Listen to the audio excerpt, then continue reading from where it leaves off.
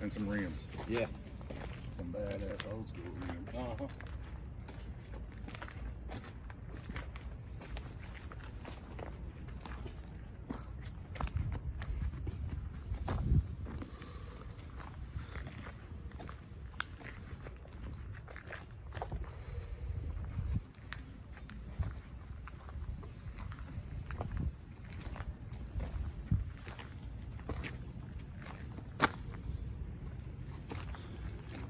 All right, well, here's the new arrival. I've been doing this for a long time, and I've seen a lot of Survivor cars that were kind of survivors, but not really survivors, but whatever. This is a true 63 Galaxie Survivor. Belongs to a woman that we're going to do some work on the car for. It was her dad's, but then he didn't drive a lot, so it sat for the last 25 years in a barn in Texas. It still has bias-ply tires on it, drum brakes all the way around. Come around here and let me take you, get a shot of this. Here's how you open the hood on this car. That's kind of cool.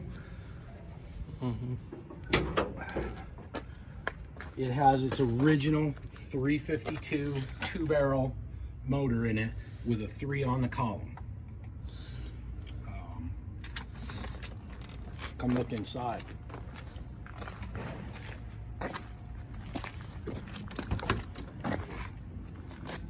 Yeah, nice. That interior has never been redone. Get a shot of the odometer. Can you, ma'am? Please, thank you. Car's only got 72,000 miles on it.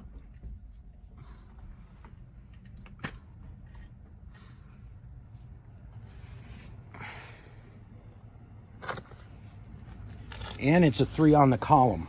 I mean, automatics weren't really a thing back then. I mean, they had them, but it was, you know, that was for the up and coming people could get a automatic transmission. This is a 3 on the column, which is awesome.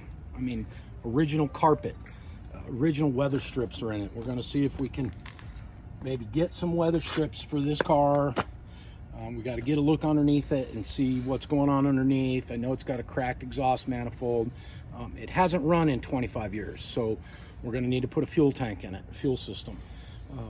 And I just got off the phone with her and recommended, you know what, as much as I'd like to take somebody's money on this car, it would be nicer to make it run perfect just the way it is as a Survivor car. Because with a couple exceptions, there's this taillight bezel here has obviously been worked. We can take that off or buy another one. Rubber gaskets, but that's what she wants to do is try and find gaskets for it. This somebody painted on here. I'll be able to take that off with a rag and lacquer thinner, but it's got some sins in the paint, which is to be expected. An old paint job like this. If we paint it, the thing will be incredible, but it's up to her. It's up to her. I'm torn between what to do on it. Some cars you just want to leave them alone and make them good and reliable.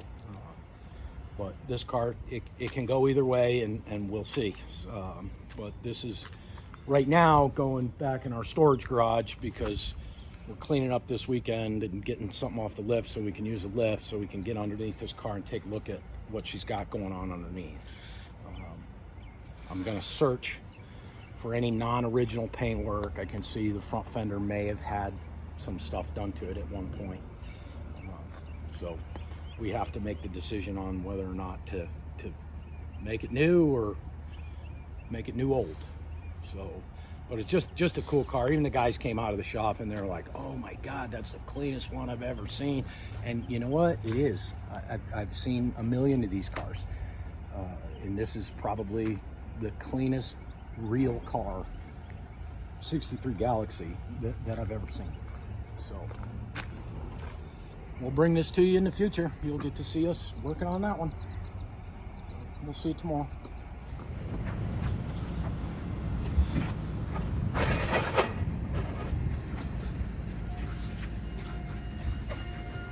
We're doing a little arranging. The cool thing about having a little enduro car is you can just pick it up with a forklift.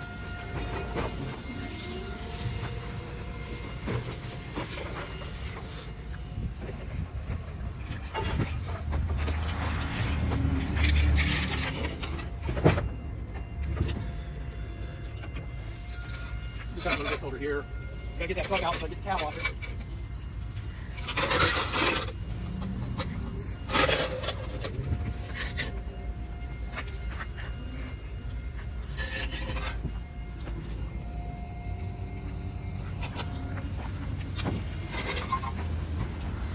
What's dragging under there? What's dragging under there? Nothing. You budge. There though.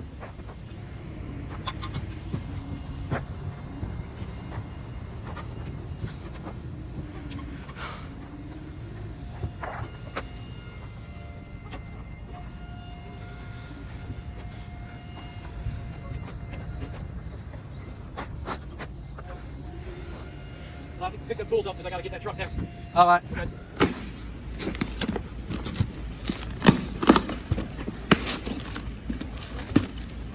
Damn, they put a baggie in there. What they gonna get hurt on? I think it's a 7/8. That's 3/4.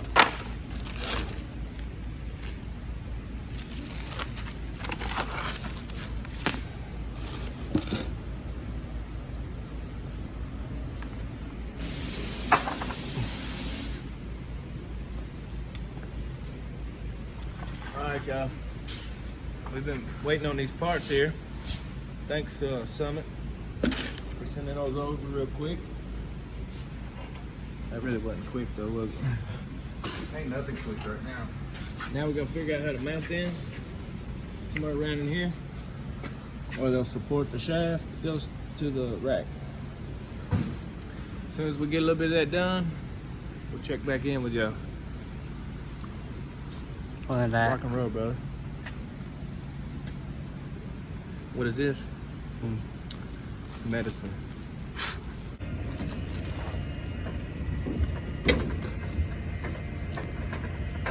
They ain't gonna come up. Alright. Tip the back.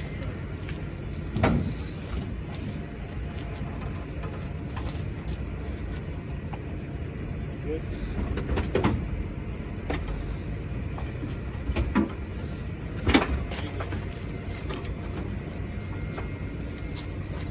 Brake line.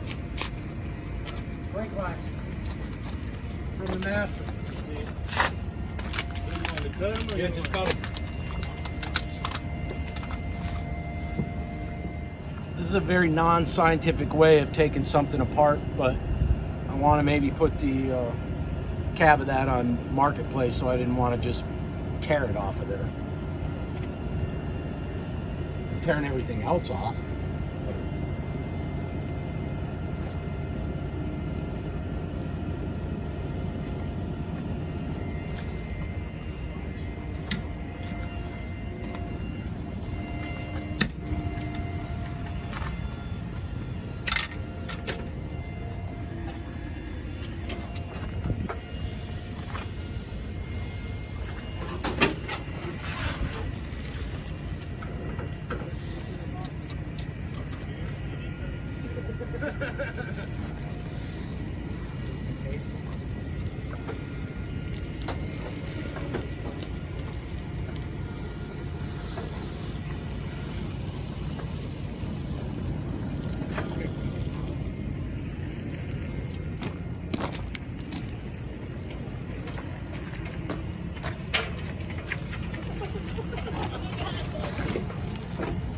Don't wreck Matt's car. Don't wreck that. Yeah. Hit it. Hit it.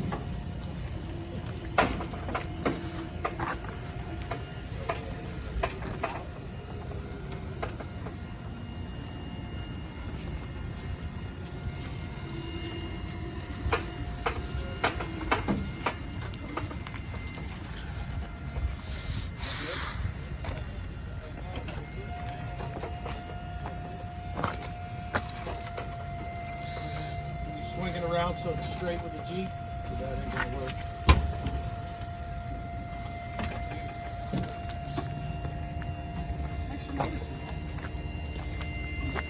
Go ahead and dug out. Pull out. Yeah, that's what she said.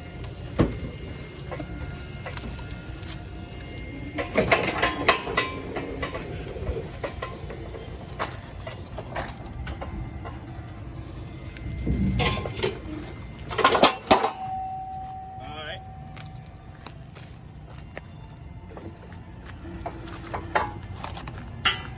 Let me stick a block of wood under this and do it again.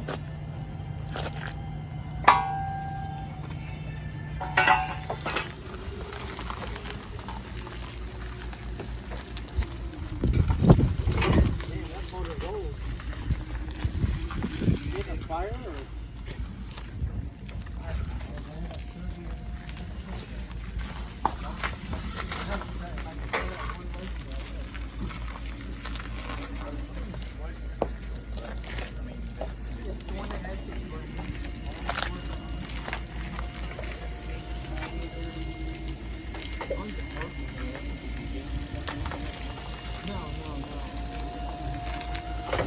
There's some bolts on the ground where that was. I took them out to drain the water.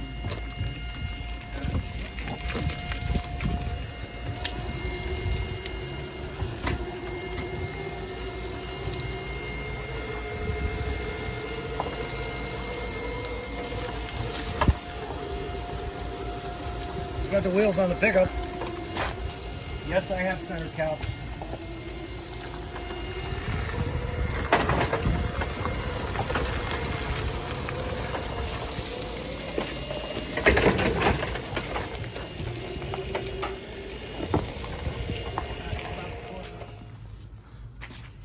What's up, YouTube?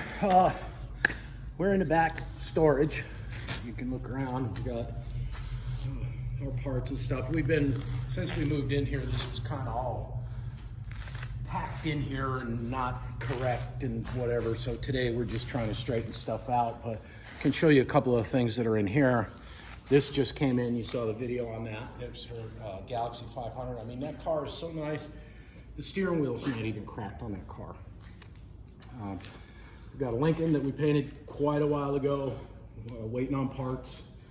The Corvette, 72 Corvette Survivor car. It's been a little bit redone, but not too bad. Another 68 Mustang convertible, 38 Packard. Then we got Joe's truck, which I can't really show you a lot of because I just put my boat in here and that's kind of in the way. But I'm gonna tilt this up a little bit and you're gonna be able to look inside. Why don't you go over there? Mm-hmm. Yep.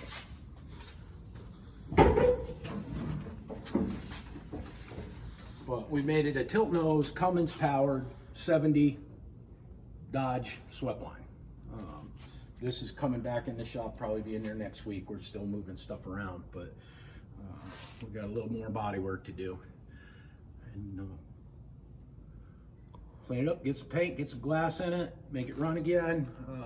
Been a lot of money put in this motor. It's gonna make good horsepower, so it's gonna be pretty cool for towing old cars around. I know that.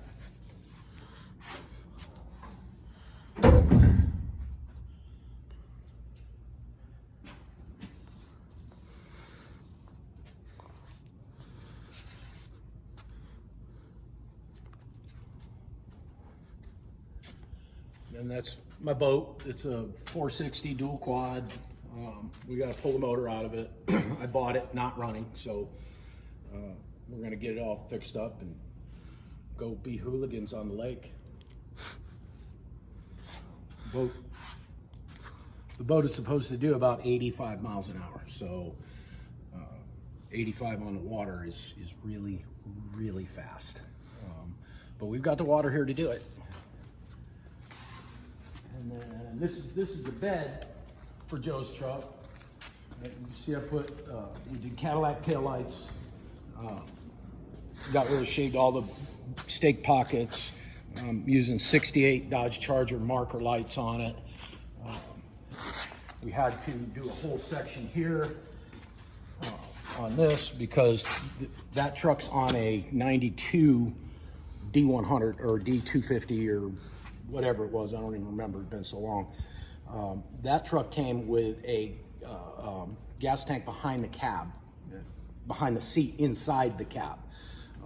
The frame that we use has a saddle tank, so we had to cut this out of the old truck and put it in here. And you can look in here, we're not done, it's just mocked up, but we had to do that as well. So, and there's the dash. Okay, the dash is also fully custom. It's digital, Dakota digital gauges, vintage air. The little slot underneath where the radio goes is for the vintage air controls. And then it'll have pretty high-end double-din stereo in it with navigation and satellite and Bluetooth and just all kinds of stuff. So that's when I mentioned the storage part of the shop. This is the storage part of the shop, and it is probably bigger than my old shop was. So I think at some point I'm going to end up putting a lift over here because there are things that we can do to cars in here instead of cluttering up the shop or what have you. We can do it in here. So we want to put a walk-through door right by the paint booth so you can walk through into here, because right now it's a separate part of the building that you can't get to unless you come in through the door.